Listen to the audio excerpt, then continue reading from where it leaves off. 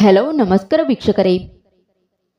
ಆಹಾರವು ನಿಮ್ಮ ಔಷಧಿಯಾಗಲಿ, ಔಷಧಿ ನಿಮ್ಮ ಆಹಾರವಾಗುವುದು ಬೇಡ. ನಿಮ್ಮ ದೇಹವು ಇಂಧನವನ್ನು ಸುಡುವ ಯಂತ್ರವಲ್ಲ. ನೀವು ತಿನ್ನುವ ಪ್ರತಿಯೊಂದು ತುತ್ತು ಮೆದುಳಿನ ಗಮನ, ಹೃದಯದ ತಾಳ, ಕರುಳಿನ ಅಂತರ್ಪ್ರಜ್ಞೆ, ಚರ್ಮದ ಹೊಳಪಾಗಿ ಬದಲಾಗುತ್ತದೆ. ಸ್ನೇಹಿತರೆ, ಇವತ್ತಿನ ವಿಡಿಯೋದಲ್ಲಿ ಸಂತಸ ನೀಡುವ ಆಹಾರ ಪದ್ಧತಿ ಬಗ್ಗೆ ತಿಳಿದುಕೊಳ್ಳೋಣ.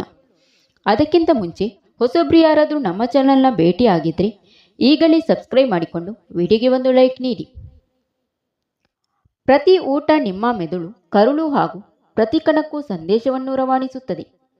ಹೀಗಾಗಿ ನಿಮಗೆ ಶಕ್ತಿಯನ್ನು ಹೆಚ್ಚಿಸುತ್ತದೆ ಅಥವಾ ಆತ್ಮವಿಶ್ವಾಸ, ಶಾಂತತೆಯನ್ನು ಉತ್ತೇಜಿಸುತ್ತದೆ. ಹೆಚ್ಚಿನ ಜನರು ತಿನ್ನುವುದು ಈ ರೀತಿಯಾಗಿರುತ್ತದೆ: ರಕ್ತದಲ್ಲಿನ ಸಕ್ಕರೆ ಮಟ್ಟ ಏರಿಕೆಯಾಗುವಂತೆ. ಇದು ಭಾವನಾತ್ಮಕ ಕುಸಿತಕ್ಕೆ ಕಾರಣವಾಗುತ್ತದೆ.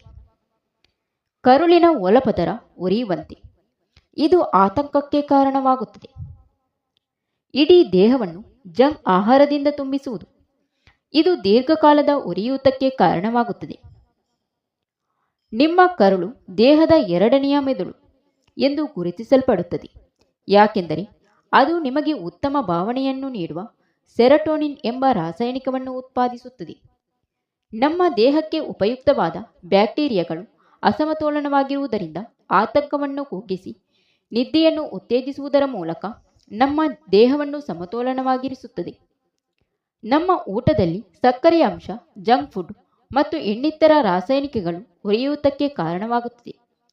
ಇದು ಕ್ರಮೇಣ ಚಿಂತೆ, ಭಾವನಾತ್ಮಕ ಅಸ್ಥಿರತೆಯನ್ನು ಹೊತ್ತು ತರುತ್ತದೆ. ಸ್ನೇಹಿತರೆ, ನಮ್ಮ ಆಹಾರ ನಿಯಮವು ಹೀಗೆ ಇರಬೇಕು: ಕಾಮನಬಿಲ್ಲಿನ ಬಣ್ಣಗಳ ಹಾಗೆ ಊಟ. ತರಕಾರಿ, ಹಣ್ಣು, ಇನ್ನಿತರ ಗಿಡಮೂಲಿಕೆಗಳಿಂದ 5 ತರಹದ ಬಣ್ಣಗಳನ್ನು ನಿಮ್ಮ ಊಟದಲ್ಲಿ ಸೇರಿಸಿ. ಯಾಕೆಂದರೆ ಪ್ರತಿಯೊಂದು ಬಣ್ಣ ವಿಭಿನ್ನವಾದ ಪೌಷ್ಟಿಕಾಂಶಗಳನ್ನು ಹೊಂದಿದೆ ಮತ್ತು ಇದು ದೇಹದ ಬೇರೆ ಬೇರೆ ವ್ಯವಸ್ಥೆಗಳ ರೋಗನಿರೋಧಕ ಶಕ್ತಿಯನ್ನು ಉತ್ತೇಜಿಸುತ್ತದೆ. ರಕ್ತದಲ್ಲಿನ ಸಕ್ಕರೆ ಅಂಶವನ್ನು ಸಮತೋಲನಗೊಳಿಸುತ್ತದೆ. ಊಟವನ್ನು ನಾರಿನ ಅಂಶದಿಂದ ಆರಂಭಿಸಿ. ಖಾಲಿ ಹೊಟ್ಟೆಯಲ್ಲಿ ಸಕ್ಕರೆಯನ್ನು ಸೇವಿಸದಿರಿ.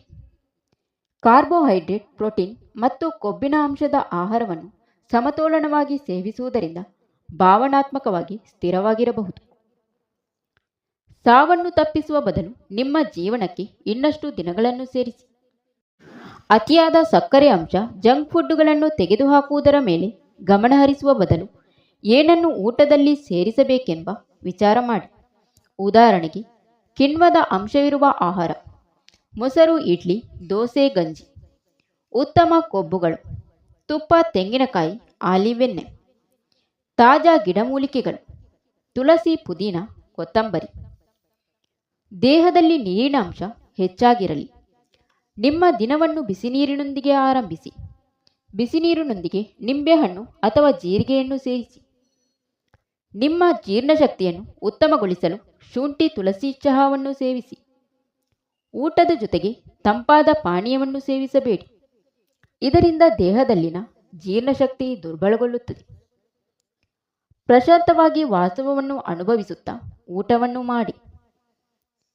ಸಮಾಧಾನವಾಗಿ ಕೂತು ನಿಮ್ಮ ಆಹಾರವನ್ನು ಆನಂದಿಸುತ್ತಾ ಸೇವಿಸಿ. ಮೊಬೈಲ್ ಇಲ್ಲದೆ, ಸ್ಕ್ರಾಲ್ ಮಾಡದೆ ನಿಮ್ಮ ಮತ್ತು ನಿಮ್ಮ ಪೌಷ್ಟಿಕ ಆಹಾರವನ್ನು ಮಾತ್ರ ಸೇವಿಸಿ. ನಿಮ್ಮ ಸಂತೋಷವನ್ನು ಉತ್ತೇಜಿಸುವ ಪಾನೀಯದೊಂದಿಗೆ ದಿನವನ್ನು ಆರಂಭಿಸಿ.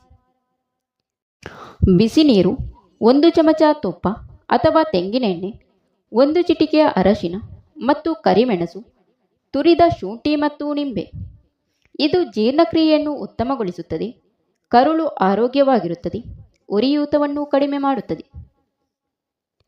ವರ್ಣರಂಜಿತವಾದ, ಪ್ರೀತಿಯಿಂದ ತಯಾರಿಸಲ್ಪಟ್ಟ ಒಂದು ಸಂಪೂರ್ಣ ಊಟವನ್ನು ಮಾಡಿ. ಮನಸ್ಥಿತಿಯನ್ನು ಉತ್ತೇಜಿಸುವ ಒಂದು ಆಹಾರ ಪದಾರ್ಥವನ್ನು ಸೇವಿಸಿ.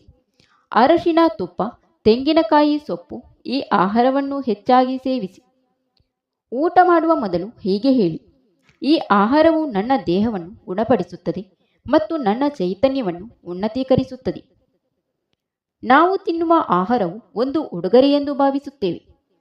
ಇದರ ಮೂಲಕ ನಾನು ನನ್ನ ದೇಹ ಮತ್ತು ಮನಸ್ಸು ಎರಡನ್ನೂ ಪೋಷಿಸುತ್ತೇನೆ.